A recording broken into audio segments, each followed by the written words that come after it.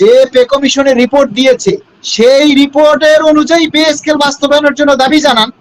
আপনি সেটা না করে আপনি নতুন করে আবার 1:4 অনুপাতে 35,000 টাকা আপনারা পে স্কেল চাচ্ছেন। আবার মাননীয় প্রধান উপদেষ্টার কাছে, মাননীয় প্রধানমন্ত্রীর কাছে আপনারা স্মারকলিপি দেন, সেখানে লেখেন 15 ডিসেম্বর 2025-এর মধ্যে পে স্কেলের গেজেট দিতে হবে। মস্করা করেন আপনারা কর্মচারীদের সাথে। আপনারা কি সেই ফেসিস্টদের সেই মানে কি বলে স্মারকলিপিটা আপনারা কেউ পড়ে দেখেছেন? সেই স্মারকলিপির শেষের 3 লাইন আপনারা পড়ে দেখেন, যে স্মারকলিপিটা এখন সারা দেশে মানে প্রচার করতেছে, সেই স্মারকলিপির শেষের 3 লাইন আপনারা পড়ে দেখেন। ওখানে লেখা আছে 1:4 অনুপাতে সর্বনিম্ন 12 গ্রেডে আমরা 35,000 টাকা চাই, আর 15 ডিসেম্বর 2025-এর মধ্যে পে স্কেলের গেজেট চাই। 15 ডিসেম্বর 2025 কি আছে এখন? আপনি 15 ডিসেম্বর 25-এর মধ্যে গেজেট চান, আপনি প্রধানমন্ত্রীর কাছে একটা স্মারকলিপি দিবেন আর সেখানে লেখেন 15 ডিসেম্বর 2025-এর মধ্যে পে স্কেলের রিপোর্ট গেজেট চাই। আপনি কি মস্করা করেন?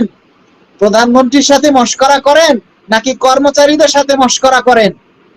আপনারা যে নতুন করে আবার স্মারকলিপি দিচ্ছেন, সেখানে যে লিখছেন 35,000 টাকা চাই, এখন যদি সরকার এটাকে আমলে নিয়ে আগের পে কমিশনের রিপোর্ট বাতিল করে দেয়, এখন যদি আপনাদের এই স্মারকলিপি সরকার আমলে নিয়ে যদি আবার বলে যেহেতু আপনারা 35,000 টাকা চাচ্ছেন তাহলে আমাদের আরো যাচাই বাছাই লাগবে, এখন নতুন করে আমরা আবার পে কমিশন গঠন করব, তখন কি করবেন? তখন কি করবেন?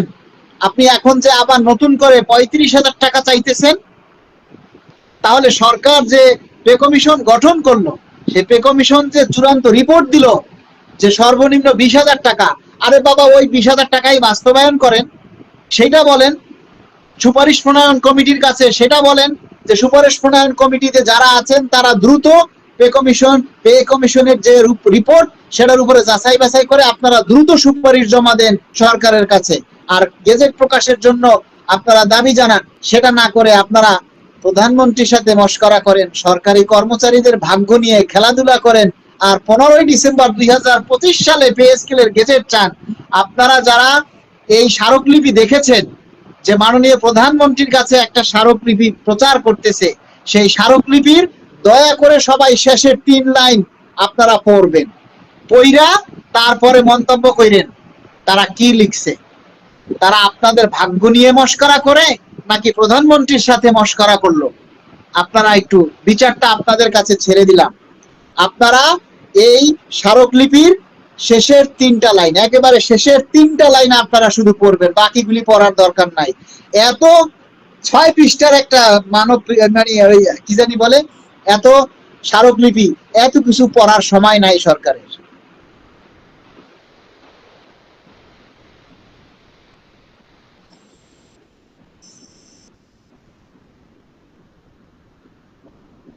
রফিকুল হোসেন বলেছেন 50% পেনশন সমর্পণ করেছি, তাদের কি হবে? যারা 100% পেনশন সমর্পণ করেছে তাদের জন্য রিভিউ এর সময় 15 বছরের পরিবর্তে 10 বছর করা হবে শুনেছি, এ ব্যাপারে কিছু বলেন।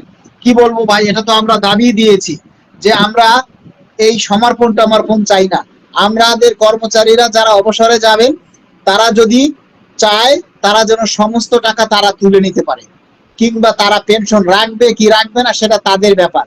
আপনারা বাধ্যতামূলক ভাবে যেন কোনো কর্মচারীর টাকা কেটে না রাখেন, এটা আমরা দাবি জানিয়েছি।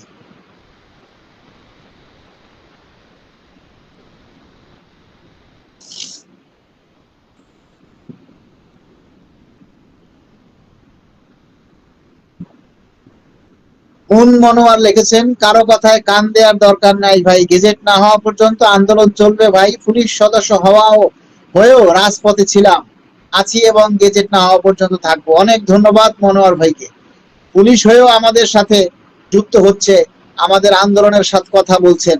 আমরা চাই আমরা সবাই ফেসবুকে আমাদের দাবির কথাগুলি বেশি বেশি প্রচার করুন। ভাই আপনি যেটা বলেছেন 20,000 টাকার ন্যূনতম হলে ঠিক আছে, এই স্কেলটা পাস করা হোক, আর না হলে 2001 সালের যে বাজার দর ছিল, 2001 সালের যে বাজারটা ছিল বাংলাদেশের, সেই বাজারটা আবার আসুক।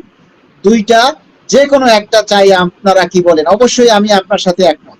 হয় আমাদেরকে পে স্কেলের গেজেট দিন, নয়তো আমাদেরকে 2015 সালের বাজার ফিরিয়ে দিন।